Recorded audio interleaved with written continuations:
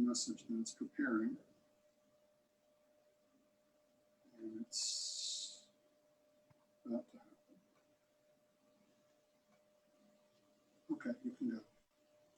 Hi, everyone. My name is Holland Perryman, and I am a student intern at the Pat Conroy Literary Center. And welcome back to our 5th annual Pat Conroy Literary Festival, presented in partnership with ETV Lowcountry and the University of South Carolina, Beaufort. We are so grateful for these partnerships and for the generous support of the estate of Robert S. Handler, which makes possible our festival's many free programs like this one. Thank you to everyone joining us live on Zoom. If you are with us in the festival's Zoom room, you can leave your questions and comments for our presenters in the chat. Please also check the chat for a link for our online festival bookstore. And if you're watching on Facebook or on YouTube, please check the comments for that bookstore link as well. We are honored to host, as a part of this year's festival, a reading and panel discussion with 3 extraordinary fiction writers who have each been inducted into the South Carolina Academy of Authors, our state's literary hall of fame. Pam Durban, Andrew Geyer, and Valerie Sayers. Introducing these writers and moderating this section will be another extraordinary fiction writer, Ellen Malphrus. Professor Malphrus is the writer in residence at USC Beaufort, where she teaches writing and literature. She is most at home in nature, and her writing reveals her deep love for the environment and for the wilderness.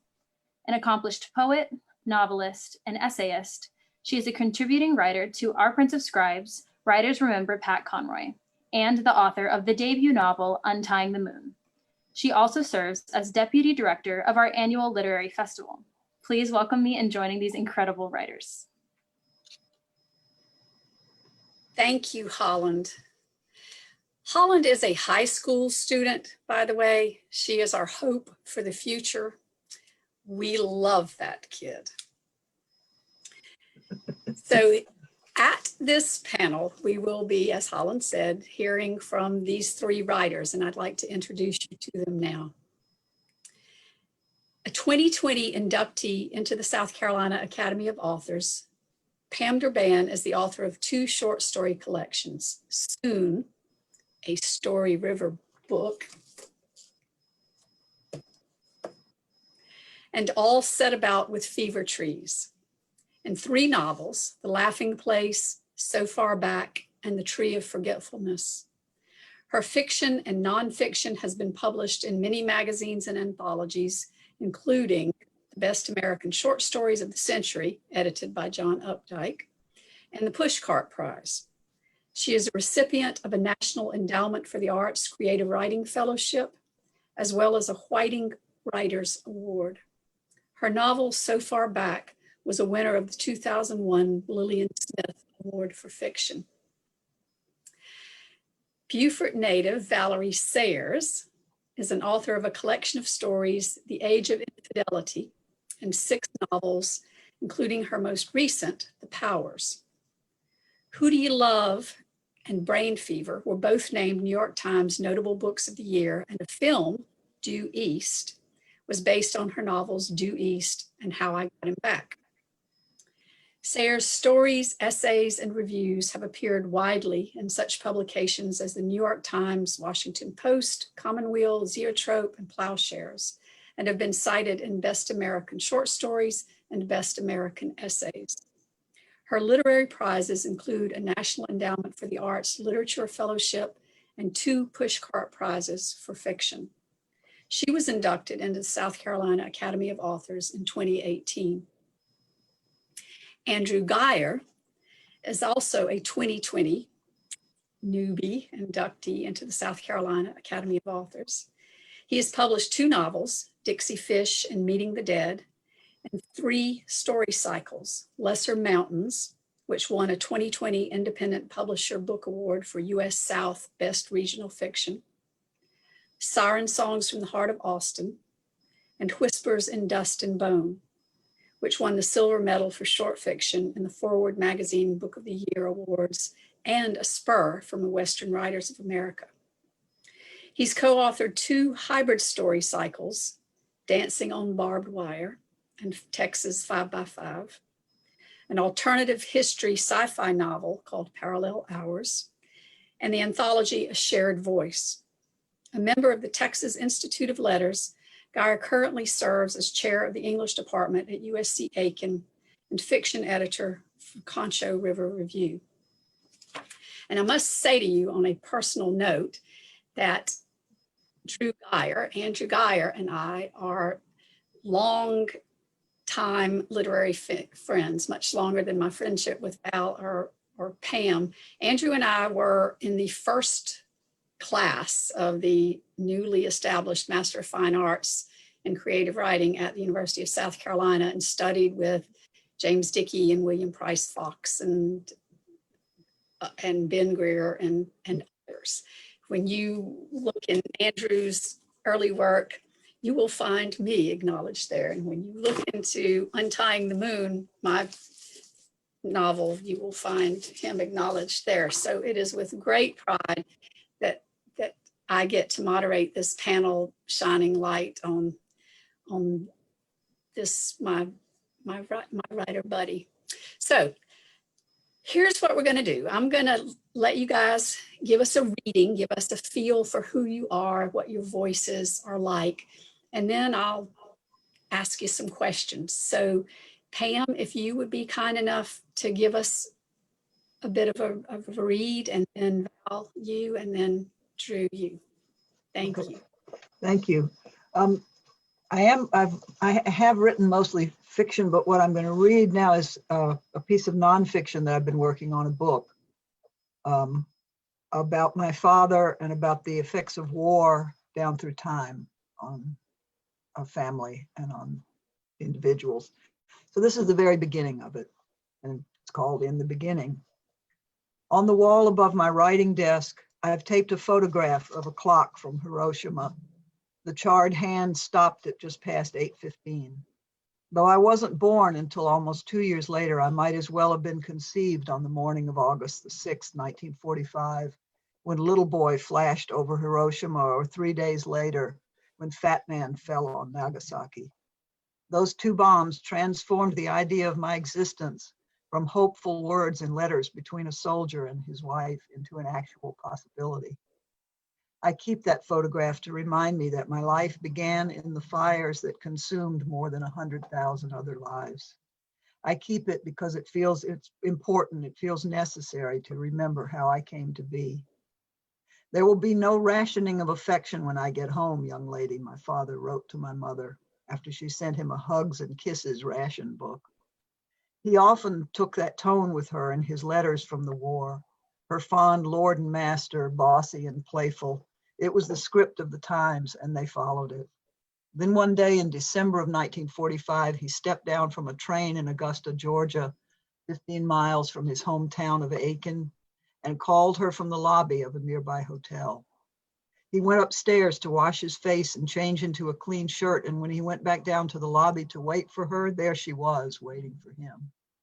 She must have flown there, he always said. It was his favorite part of the story.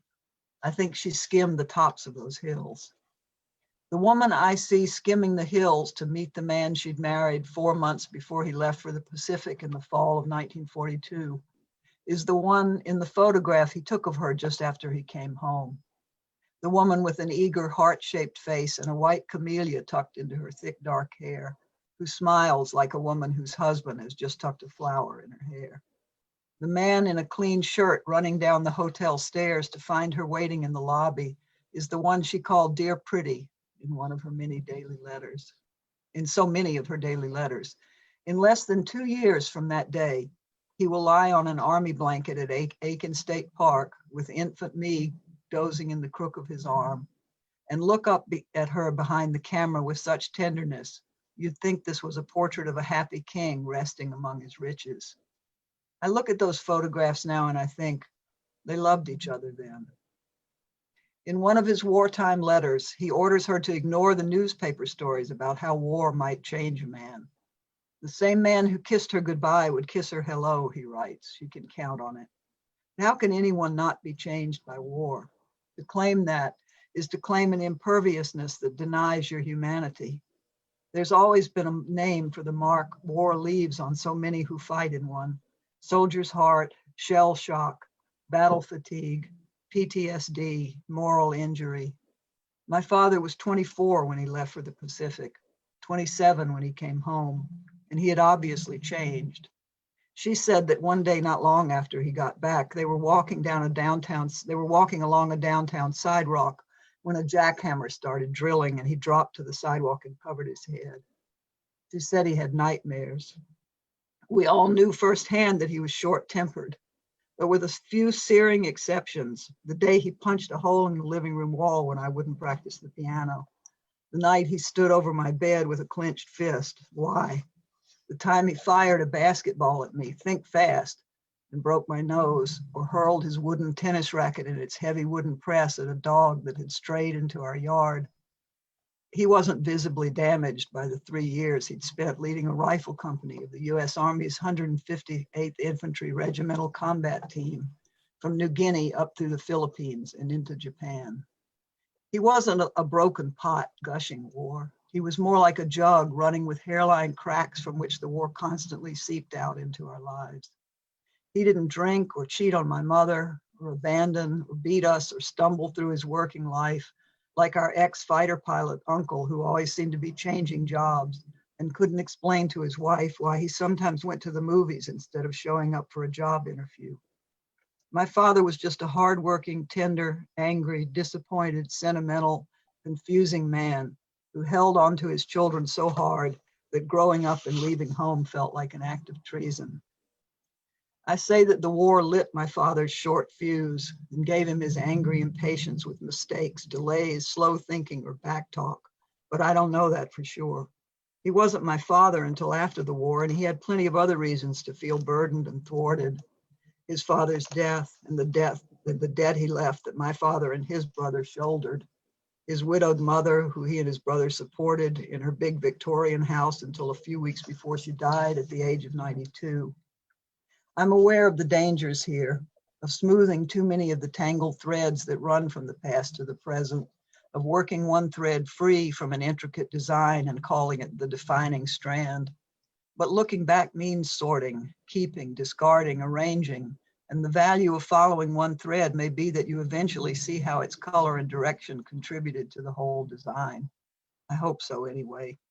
War is the thread I'm following here, and I want to remember all the ways our family life was surrounded with the evidence and the artifacts of war.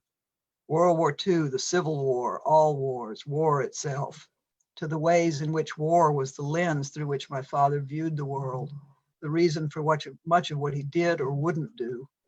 He wouldn't cook or clean or help around the house, although he would endlessly put on his khakis and mow, dig, plant, and trim the yard. He'd heated too many cans of sea rations over fires, he said. He'd sewed too many buttons and darned too many socks and kept himself clean in the jungles of New Guinea and the Philippines. Once he was home, he was done with women's work. When his hip joints failed, requiring 2 brutal surgeries, he blamed his body's breakdown on the 3 years he'd spent crouched in foxholes and sleeping on the ground. In the last 2 years of his life, when a vascular dementia steadily canceled unpredictable fractions of his mind, and he sometimes slept all day, he said he was catching up on the sleep he'd lost during the war, the days of 20-mile forced marches when he'd held onto the pack of the man in front of him and slept as he walked. The war was there in the samurai sword that hung over the mantelpiece in the den. When a boy came to pick me up for a first date, he liked to lift it down and slowly draw the gleaming blade, silver blade, out of its elaborate sheath and tell him that it was as sharp as it had been on the day he'd taken it from the body of a dead Japanese soldier on an island in the Philippines. It was there in the brass shell casing beside the living room fireplace filled with kindling and pine cones. It was there in the .38 that he kept in the drawer of his bedside table, and in the language he used to buck us up and make us brave when the time for our yearly typhoid shots got closer. A coward dies 1,000 deaths, a brave man only one. It was there in the words from Psalm 91 that he spoke over my infant son at his christening. You will not fear the terror of the night, nor the arrow that flies by day, nor the pestilence that stalks in darkness, nor the destruction that wastes at noonday. 1,000 may fall at your side, 10,000 at your right hand, but it will not come near you. It was always there.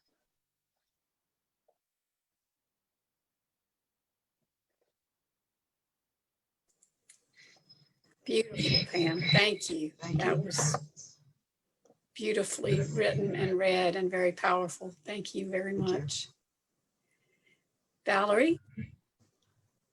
It was beautiful, Pam. I'm still abiding in it. So I'll try to switch gears and head into a story called The Age of Infidelity. This is from the start of the story. And this reading is for Grady Lights, who's out there in the audience somewhere.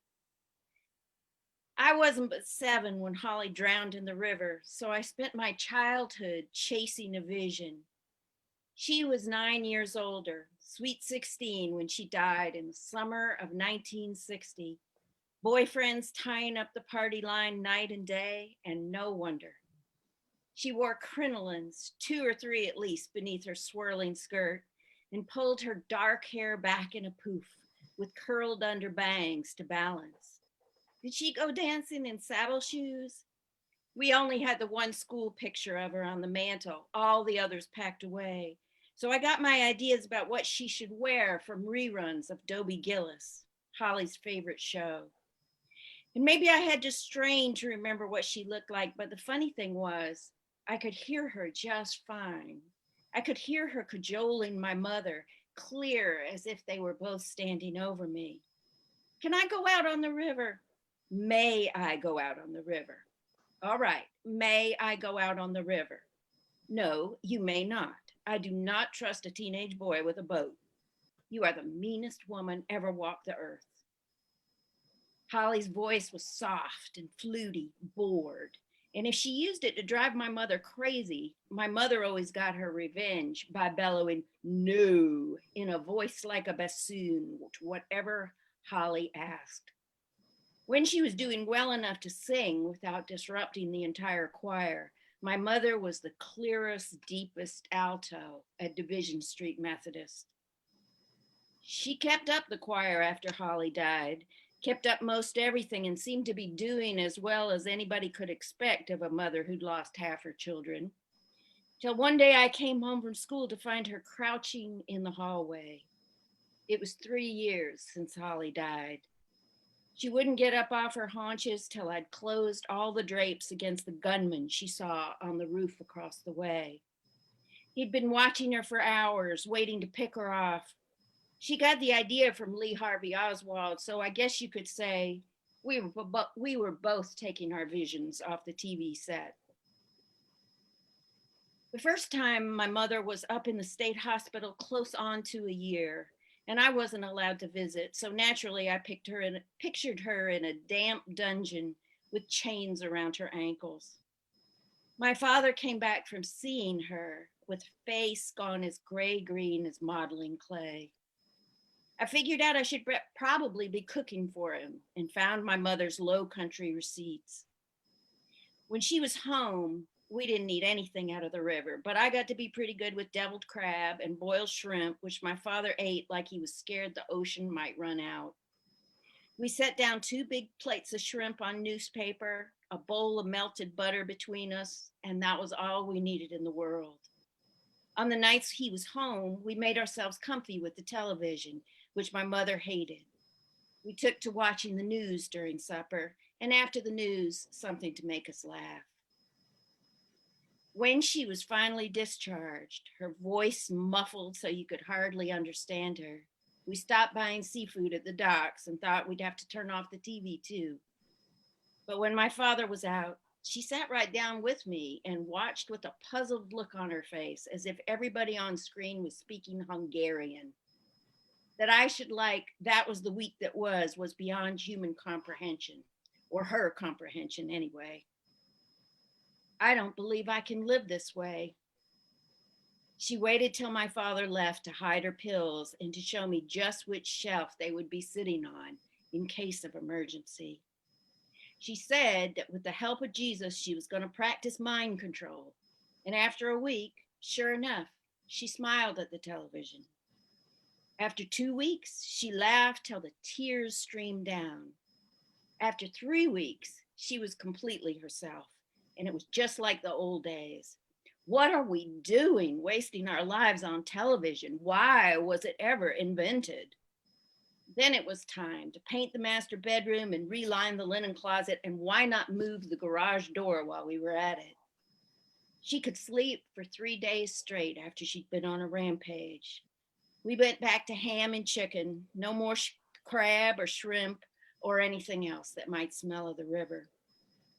You have to understand, when you talk about the river in due east, you could be talking about a marsh or a creek or the bay or the sound, all of them tidal, salty, clumped through with marsh grass, meandering till they flow into one another. The currents are crazy. When a boy says, "Do you want to go out on the river?" he means get in his Boston whaler or his sailfish, or if he's rich, his nice catamaran. He means go where the water takes you, and that might be as far as the ocean. When I turned 16, I heard an echo, Holly begging to go out on the river, and my mother denying her. Everybody in this whole town, everybody in this whole entire town. You are not everybody. Those currents are treacherous. Oh, Mama, for goodness sake, life is treacherous. I would never in a million years say that life was treacherous or ask if I could go out on the river. It was a word we didn't say in our house, like the word crazy or the word dead, a story we didn't tell. I still didn't know whether Holly fell off the boat or jumped or a storm came up fast or who knew what all. It even occurred to me that someone might have pushed her. She could swim, I knew that much. I knew because our mother said, "Why take swimming lessons? What good did they do Holly? They only made her think she could go out on the river and play Russian roulette with her life." See how I called her our mother instead of my mother? She'd been practicing mind control and she was hell-bent on controlling me. I needed Holly's back talk in my ear. "May I go to the show Friday night, please?" "With whom?" "With Jack." "And who, might I ask, is Jack?" "You know, Jack Wesley." "I don't believe I approve of that name for a Methodist child." "Geez Louise, his name is Homage." "Language." "But he's named in honor of Jack Wesley, of John Wesley." "Who will be driving?" "Jack." "Does he have his night license?" "Yes, ma'am." "Is the car equipped with seatbelts?" "No, Mama." "Oh, come on." "Well, why doesn't his car have them?" "He's got an old Studebaker from when they hadn't even invented seatbelts." "You're not going anywhere in an old Studebaker, my word." "No, I'm not going anywhere ever, but just stay locked up in this house forever." "You may go out with Jack when he finds a newer, more appropriate vehicle equipped with seatbelts." You're probably thinking, naturally she felt that way. She lost one daughter, she wasn't about to lose two. But she was the same about watching Laugh-In or I Spy or playing a record by the Kinks. The Kinks? And no, I could not go to some ecumenical service. We knew who we were. We knew who we were. Next thing, I'd be asking to go to Mount Zion AME, or maybe I'd like Temple Beth Israel better than Division Street Methodist. No, I couldn't go to Mary Lee's Beach House, and no, I couldn't go to a movie if it starred that homewrecker, Elizabeth Taylor. Not 5 minutes after she said her last no, she was humming "Love Divine, All Loves Excelling," or "Blessed Be the Dear Uniting Love," while she rearranged the spice rack in alphabetical order, her face set smug and victorious. Wonderful. Val, that was terrific. Wonderful. Thank you so much. That was wonderful. Yes, it was, as Pam says. Thank you for that. All right, Andrew Geyer, you got a couple of tough acts to follow there, kid. No kidding. Those were both amazing and really, really just beautifully read. Good job. Some prefacing for this. I'm working on a new story collection. It's a cycle. It's called All That Is Holy. The 4 sections of the book are each begun by a piece that's set on one of the equinoxes. All of the stories in the collection have to do with something extra natural, something beyond the touch, feel, taste world. And the first person voice of this is very different. The narrator is very different from the person that you're seeing reading this. So don't think 56-year-old guy when you hear I. That's not what it is at all. So this is called The Night Watch. The sun has set at last on the summer solstice, Robert, and I begin my watch. Next to you here on the piano bench, I can almost feel your warmth as you start into Clair de Lune. Almost. I ache for your touch, for the feel of your skin against my skin, for the weight of your body on mine. But like the plaintive chords of Debussy's most famous piano suite, I am ethereal. On this shortest night of the year, a full moon rides high in the South Carolina sky outside the living room window. In the light of that moon, which is the only light in the house, you look almost as ghostly as me. Almost. According to pagan folklore, evil spirits appeared on the night of the summer solstice, and magic of all kinds was at its strongest. As it turns out, those early pagans were right. Almost. It wasn't just evil spirits, though, and we don't really appear. We're here all the time. But on the night of the summer solstice, the barrier between the worlds is so thin we can be seen, even touched. But we can only make contact with those who are reaching out. Instead of reaching out, Robert, you were looking inward, looking back, staring into the past the way you always do when you play those sad French songs. Debussy, Chopin, Satie. You sit alone in the dark, your hands stroking the keys instead of me, reliving that awful night nearly 5 decades ago when I died in your arms. Stay with me, Millie, you said, your voice breaking. It was September 23rd, 1918. We were upstairs in our bedroom, and I lay dying of the Spanish flu. Promise me, you have to stay, because I love you. I was drowning, my lungs so full of fluid I could hardly breathe. I wanted so badly to live for you, for our unborn baby girl, more than I'd wanted anything ever before. I promise, I managed finally, drowning, burning alive with fever, both at the same time, until suddenly I wasn't. Instead, I found myself standing next to you. You sat on the edge of our bed, staring down at the shell of flesh I'd just stepped out of. My skin was blue tinged as a bruise. Bloody froth rimmed my lips, and the China doll you'd bought for our daughter-to-be was propped up beside me on the pillows. You looked so young and so terribly sad. We both did. I'm not sad anymore, Robert. I'm still here, still on watch, nearly a half century later, trapped within the walls of this house I died in by the promise I made. But the things I've learned while waiting have brought a sense of peace. The years have been unkind to you. I've watched you age. The lines crept onto your face as you married that other woman, raised a house full of sons, became a widower again. The crow's feet deepened around your eyes as you trained your gaze back into the past and played your sad songs, always alone, even when surrounded by your new family. They also aged and left you here with a ghost you refused to see. I'm still young, Robert, still carrying our daughter-to-be. In this place between the worlds, time, like the sun on the summer solstice, stands still. It seems to me just days ago that we fell in love dancing the foxtrot at Hickman Hall. Wasn't yesterday, August 29, 1917, and weren't we getting married at St. Thaddeus Episcopal Church? Oh, Robert, look at me. Hear me, please. Don't let the tragedy of the night I died blot out the triumphs of the days we reveled in.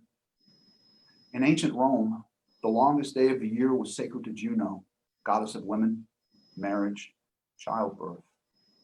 It was a popular time for weddings, for it was believed that Juno would bless the union and ease the passing of the newborn souls from the world of spirits into the world of flesh. Maybe the Romans, like those of us who live between the worlds, could sense the thinning of the walls that separate the living from the dead. In the here and now of this night of the summer solstice, I reach my hand toward yours. If you would only turn toward me, meet my gaze, intertwine your fingers with mine, we could breach those walls and make contact. But your whole focus remains on the piano keys. It won't be long before you shed your skin, Robert, and join us. The fiery spirit that is our unborn baby girl will finally separate from her mother, and the three of us will move on to the next world together. I catch glimpses of that world from time to time, superimposed against the night sky like the aurora borealis, crackles of color and whispers of light amid a cacophony of sound like 1,000 orchestras playing jubilant chords all at once and forever. For tonight, though, the melancholy notes of Clair de Lune swell out of the piano at your fingertips and sweep across the moonlit living room to fade into the dark. Tonight, Robert, as I lean toward the warmth of your body, but feel only heartbreak, I promise to keep my watch. Wonderful, wonderful. Well, you earned your keep. Thank you, Drew. Thank you. Wow, that was beautiful. Everyone, thank you for those excellent readings, excellent work. All right, so let's shift gears a little bit and hop into some questions. And the first, I think, obvious question is to ask you about this South Carolina Academy of Authors thing. Like, what does it mean to you to be a South Carolina writer, first of all, and to be now included, all of you, in this pantheon of South Carolina writers? And whoever wants to start can hop in. I'll jump in because I'm the farthest from South Carolina as I speak. I'm here in northern Indiana and enduring my long separation from home. I left home when I was 17 years old to go to New York City, and I haven't been back for a long enough stretch. I had one year back in Beaufort for after college, but I haven't been back for a long enough stretch since, a situation which will soon be remedied.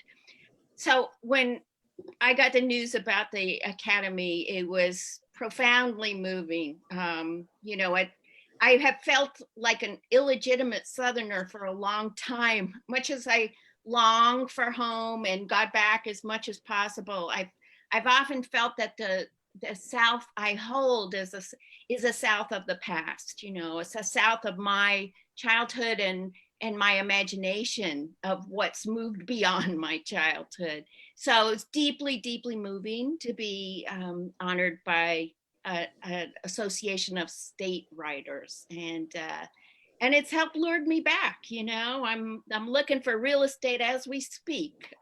So hoping to make my way back home permanently. That's wonderful news.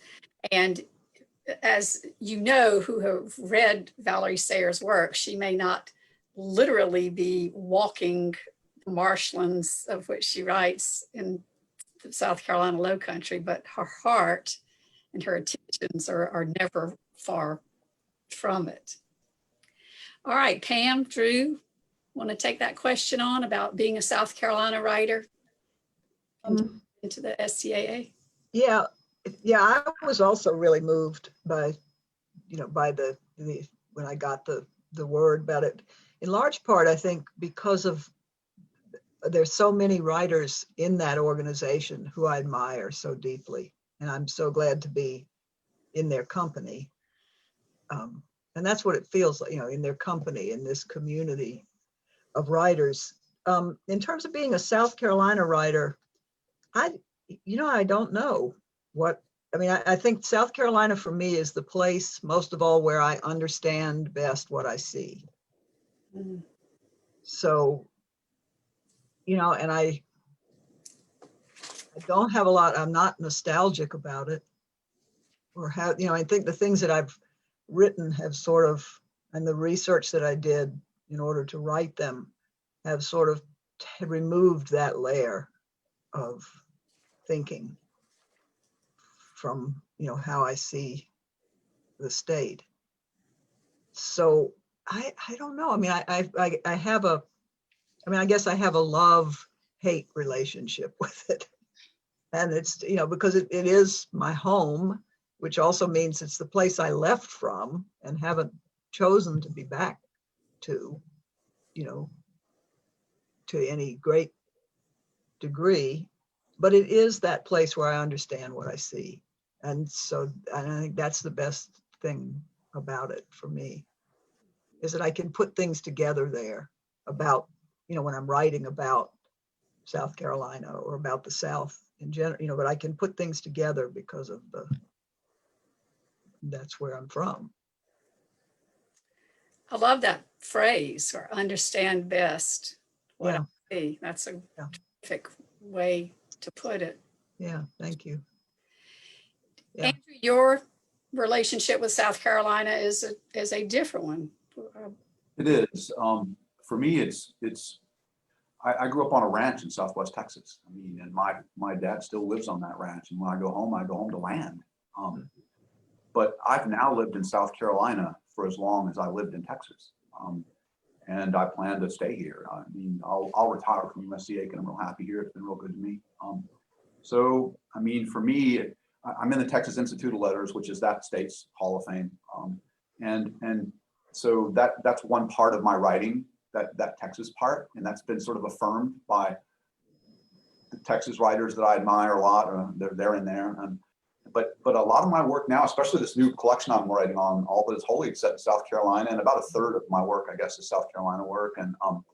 And so it's like my second home has affirmed it. I'm also in the Hall of Fame here, and that makes me maybe be South Carolinian, at least sort of like, in part. I wasn't born here, but I get to stay. I belong, kind of.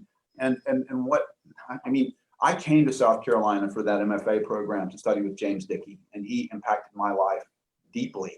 There's a Dickey print through me all the way down to my soul. And William Price Fox really taught me how to write a short story. And to be in the group of Hall of Fame writers with those two people who so deeply impacted my writing and my growth as an artist and a person is just deeply humbling and deeply moving to me. And it makes me, how to put it, I don't know, it reaffirms to me that the life choices I've made as far as focusing on Texas and South Carolina and on Latin America, which is where the rest of my fiction has been set, have been right choices. And, maybe if I can ever get in the Honduran Literary Hall of Fame, that'll be the crowning glory, and then I'll be all the way home then. Thank you. Okay, so what I just heard Andrew say prompts me to ask all of you this. When you look, but here you sit on this day in a place of high regard. You have been awarded for your good work as writers. When you look back over the years, tell us about perhaps a moment, perhaps a place, a time, an event, a series of events, a thing that happened that at this point, from the perspective that you now have, you can look back and realize that's what mattered. That turn or that event or that publication or that person saying this or that person not saying this, or how I felt when I finished this. Where, when you look back over everything that has led you to this day, can you point to and say that is the moment? Might I start? Because I can follow up on what I just said. I came to South Carolina to study with Dickey, but I came to study poetry. I wanted to be a poet. I dreamed, I wanted to be Dickey. It wasn't that I wanted to be like him. I wanted to be him. I wanted to step into his body and like just become, right? And so I gave Dickie some of my poems. I took his poetry class, and I also gave him some of my stories. And I kept trying to get him to tell me about my poems, tell me about my poetry, tell me about my poetry. He wouldn't say anything. He would never tell me. Then finally one night over liquor, right? He did that thing. You know how Dickie talks? He called me paratrooper because I was in the 82nd Airborne Division, and he served in the Air Force. He said, "Paratrooper, you're a fine fiction writer, but you'll never be a poet." And it was like a spear had been stuck straight through my heart and came out the back of me. And it took guts for him to say that, right? To tell an aspiring writer, don't do poetry. But from that moment on, he said, look, but your fiction's awesome. There's poetry in your prose. Focus on that. And I did. And that changed the trajectory of my writing life. And I credit that moment, as painful as it was, with virtually all of the success I've had as a fiction writer. There you go. There you go. Thank you. Dickie had no problem with telling it like it is, for sure. Yeah, I think the moment for me was probably the decision, the moment I left the South to go to graduate school. Because I say now in some of the piece that I'm working on, I don't know who I would be if I hadn't left the South to go, and stayed and lived away from the South for 10 years before I finally went back to Georgia to teach. Because that time really changed my whole perspective. I mean, on myself, on the South, on history, on what had happened, and I feel like I developed then both an outsider's perspective and and then the insider's perspective that I still had. And I think that's been essential to me in trying to come to terms with some of the things I've been trying to deal with, about the South. And so I think it was that moment when I drove away from Atlanta in my white Dodge Dart with the stick shift on the column and all my possessions in the car, and headed out, to graduate school. I think that was the moment that has carried through to this time. Is wonderful. And she darted out. I darted out in my Dodge Dart. I loved that car. I'd still have it if it hadn't, Given up the ghost. Yeah. Thank you for that, Pam. That's I wanted to say something too about Drew. It's so interesting because in both of my books about the Southern past, there's a ghost. There are ghosts in there, and I think those things are so emblematic of the real ghosts of the real presence of the past here. And I love ghosts. I love a good ghost story. Yeah. the thinning of the walls. Yeah. That's a great phrase, the thinning. They're awfully thin in South Carolina. They are. Well, and that whole idea of being haunted, the haunting of the present by the past is certainly a real thing all over the South, but certainly in South Carolina, I think, which is where the epicenter of a lot of things that happened. So, yeah. Val, how about a moment for you, a place that you can point to now? Boy, it was one long moment called childhood, I guess, where I was the designated writer in the family. I come from a big family, and everybody was convinced I was going to be the writer. And I just chafed against that. I mean, all my siblings are wonderful, wonderful writers, very, very funny, dry, smart, and wry too. And I just thought, why me, Lord? But I have to say, I was an outsider in the South. My folks were Yankees, and so the South was always foreign to me. And Yeah. I was born here, I was born and raised here, and yet I was an alien in my own place. So I have kind of an opposite experience from Pam, but kind of similar too, in the sense that it was really important for me to go away to find myself as a writer.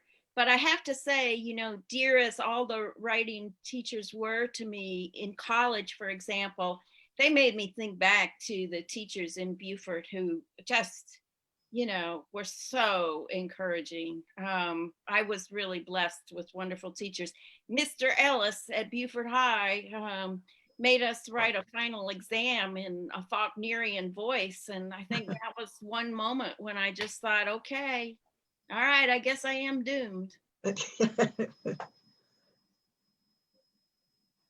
Without which any story is ephemeral and doomed, as Mr. Faulkner says.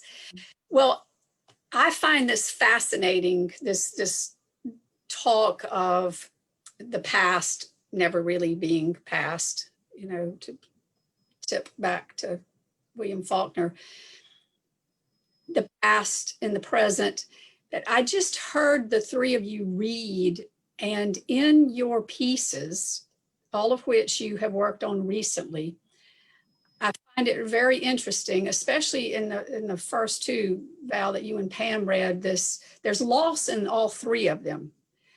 But in the first two pieces, there was trauma, specific trauma and attempts to cope with it.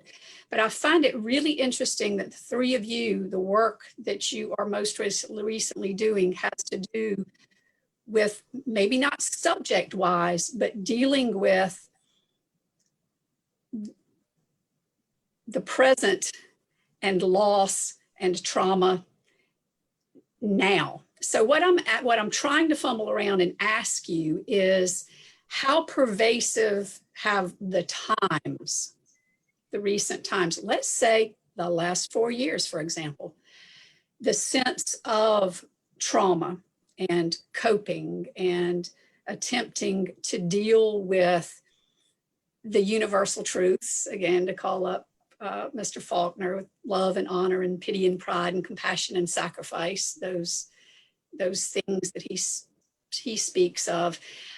I just find it really interesting that you are writing about specifically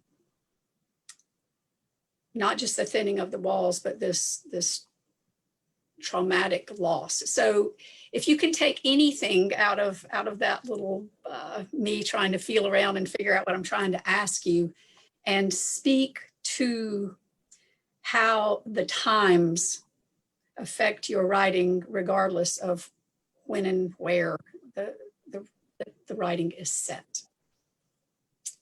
Well, I can jump in right away, because I find myself absolutely consumed by the impending loss of our natural world. I mean, I just am, like so many of us, just absolutely consumed. I have only that word, so I'll say it again. That we have to attend to this.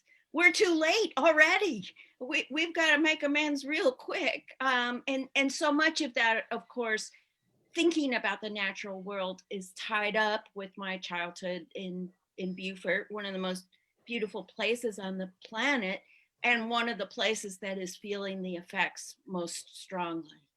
As the waters rise and the temperature rises, we're in trouble. We're in trouble. And so a lot of my recent writing has been set in the future or in a very twitchy present, and has really been directed by this sense, not so much of longing for what's lost as terror of what we might still lose. But always funny, might I add. Yeah, I think mine has been the times has recently, I mean, I've been writing about, the two novels about that deal in Southern history, but I've really been struck, there's an urgency about the natural world, about climate change. But there's also an urgency. We have to attend to our history as well as, to we have to. I think it's, and I feel that nowhere more strongly than in South Carolina. There's some places in the South that were instrumental to, in that history. And we have to attend to it in a real way, in a truthful way. I mean, I think in all the Truth and Reconciliation commissions in other countries, it's important. The truth has to come first. And I don't think we've gotten there yet. We're getting there. We're painfully getting there, but I think we have to get there in order to get to reconciliation and to healing. And I feel the urgency of that more so in the last, the months with the social justice protests and the Black Lives Matter protests and the police killings and those things that have surfaced this history that's always there. And maybe that's back to the haunting of of a ghost story in the South. That history is always there. It's always under our feet, And I think those two things are closely connected, Pam. Yeah. That in this country, even beyond South Carolina, the way we have ravaged the land is absolutely related to the way we have ravaged people. Yeah, it's true. Yep. Well, for me, it's a little more straightforward. I was writing about a pandemic in a time of pandemic. And the lesson here is, what do we have, 120,000 new cases yesterday? I mean, guys, the worst of this is ahead of us. Right. This is about to explode. And I watch the just gross negligence with which this has been handled by people in power, and I really feel like there's blood on their hands. And the story in a way is just a reminder of what the possibilities are, how bad it can be for me. Yeah. I mean, and it just, we're not out of the woods yet. I mean, January 20th is a long way off. And how many lives are we going to lose between now and then? I don't know. I can't go visit my parents because they're isolated. My 4-year-old can't go and hug her grandmother and grandfather. I mean, what in the world? The climate change, it's such a big deal, and I look at my kids and I go, what have we done? And it's incredibly good not to be a Black man in the South, right? And that's not meant in any flip way. That is absolutely heartfelt. But right now we're surrounded by a disease that's going to kill hundreds of thousands of more of us before we're finished with it. And it's right in our faces at this instant, and it's just scary as hell. It really is, because at this point, as you say, it feels so out of control. Yes. And not just Black man in the South, Andrew, a person of color anywhere, including Where? who Yep. remain in cages. Yeah. On your. All right. There are children in cages at our border. There are children in cages at our southern border at this moment. Yep. They're children who'll never be reunited with their parents. Yes. Their parents have been, yeah. Yeah. And you know what it feels like to me, though? It feels like we're coming out of a period of great darkness, and hopefully beyond that, with the will and the energy that's brought us to this day, when, to this election, will carry forward and continue to move us out of that darkness. So I'm going to end with this, because we are approaching the end of the hour. I love this conversation. This is a panel I would very much like for us to continue for a long while. But let's just feed off of what you've been saying and conclude with, what then is the artist's responsibility? What specifically is the writer's task now? Yep, go ahead. Well, I was going to say the writer has two simultaneous jobs, and I don't think they're in opposition at all. I mean, the first job for a writer is always to write well. To write well, that in and of itself is a goodness and a good thing for the world. But the second obligation, I think, always is to listen to the voices that surround us, and to bear witness to those voices and to our times. And to do that in ways that are often mysterious, that we, especially those of us who write fiction, our job is not to preach, and yet we hope when we've written what we've heard on the wind, that that we allow people space to move forward. Yeah. Well said. I think it's probably close. It's what it has always been, which to me is to see clearly, to do what Toni Morrison called unblinkingness, to stare at things with unblinkingness until you see, what they are, to think clearly about what you've seen, and to tell the truth as close as you can get to it. I mean, I think that's all we're good for. And For it's a me, lot.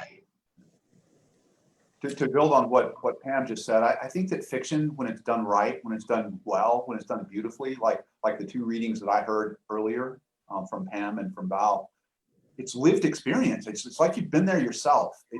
You're putting your reader into an experience that's been shaped, but yet is true in the most basic sense of the word true. And so whether you're writing about history that needs to be lived, or whether you're writing about mistakes we made in past pandemics being reflected again, or whatever it is that you're doing, it seems so easy today, especially with social media, to get in an echo chamber and to only hear the voices of those who are saying what you're saying, to hear your own voice reflected back at you in a different pitch. I think what fiction writers do is they make people, they get people to feel the experience of the other in ways that hopefully bring us all together more toward the middle, and remind us what it means to be somebody else, that the other person's experience, to be in someone else's shoes, as it were. Yeah. Yes.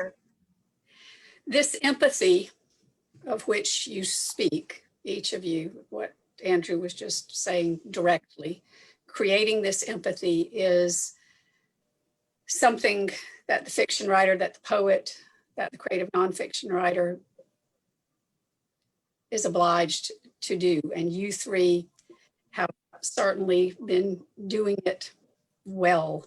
We, from the heart of a native South Carolinian, I will say that on behalf of the state of South Carolina, we are very proud of the three of you. And now on this fine day, the time has come, as Brother Tim Conroy said earlier in our poetry reading. Tim broke the news to us about election results and commented that the time has now come to begin the healing. And I think that what we have done here today, I think that the work that you will continue to do and share with everyone is an integral part of that. So I thank you each for being here with us and for the continued good work you will do. Let the healing begin. Thank you.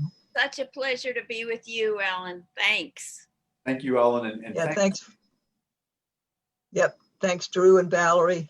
Likewise, likewise. All right, my dears. Catch you on the flip side. See you again. Bye all. Bye.